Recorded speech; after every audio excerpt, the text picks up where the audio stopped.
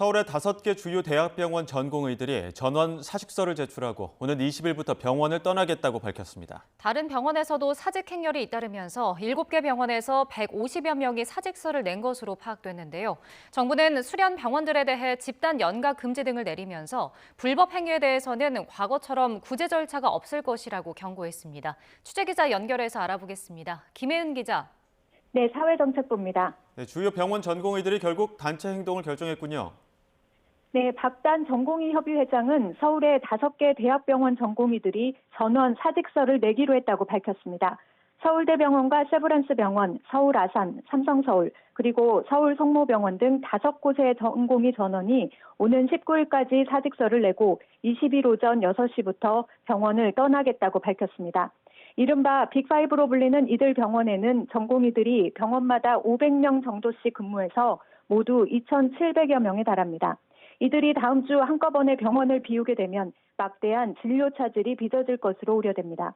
더군다나 규모가 가장 큰 상급 종합병원들인 만큼 중증 질환자들이 많이 입원해 있어 환자들의 피해가 클 것으로 보입니다. 이 외에도 정부가 파악한 자료를 보면 오늘 0시 기준으로 7개 병원에서 154명이 사직서를 제출했습니다.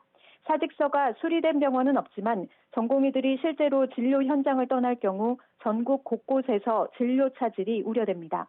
어제 박단 전공의 협의회장은 먼저 사직 의사를 밝히면서 집단 행동에 나서지 말라고 강조했는데 하루 만에 분위기가 급변했습니다. 전공의들 사이에서 단체 행동에 시급히 돌입해야 하는 것 아니냐는 목소리가 나오면서 주요 병원 대표들이 결단을 내린 것으로 보입니다.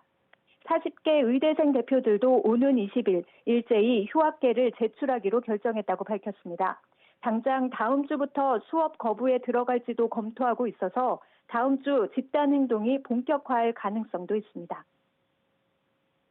네, 다음 주에 진료 대란 우려가 커진 상황인데 정부는 어떤 대책을 내놨습니까?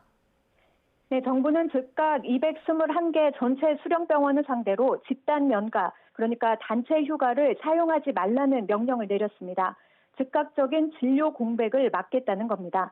오늘 일부 전공의들이 출근하지 않은 것으로 알려진 병원들에 대해서는 현장 점검에 나서고 개별로 업무 개시 명령을 내릴 방침입니다. 또 업무 복귀 명령을 위반할 경우에는 법적 조치에 나설 거라고도 경고했습니다. 그러면서 2020년과 같은 구제 절차는 없을 거라며 강경 기조를 드러냈습니다. 빅5 전공의들이 집단 사직 의사를 밝힌 것에 대해서는 극단적인 방식보다 대화에 나서달라면서도 불법적인 집단 행동에 대해서는 엄정히 대응하겠다고 거듭 강조했습니다. 또 어제 의사협회 권리대회에서 일부 의사들이 면허를 던지면 정부가 정책을 철폐할 것이라고 발언하는 등 투쟁을 부추기는 행위를 하고 있다고 비판했습니다. 진료 공백에 대응하기 위해서는 수련병원들에 대해서 필수 의료 유지 명령을 내렸습니다. 정부는 이미 비상진료 대책을 수립했다며 모든 의료 자원을 동원해서 환자의 피해를 막겠다고 밝혔습니다. 또 의사단체가 반대하고 있는 비대면 진료와 임상 간호사 인력을 최대한 활용한다는 방침입니다. 지금까지 사회정책부에서 전해드렸습니다.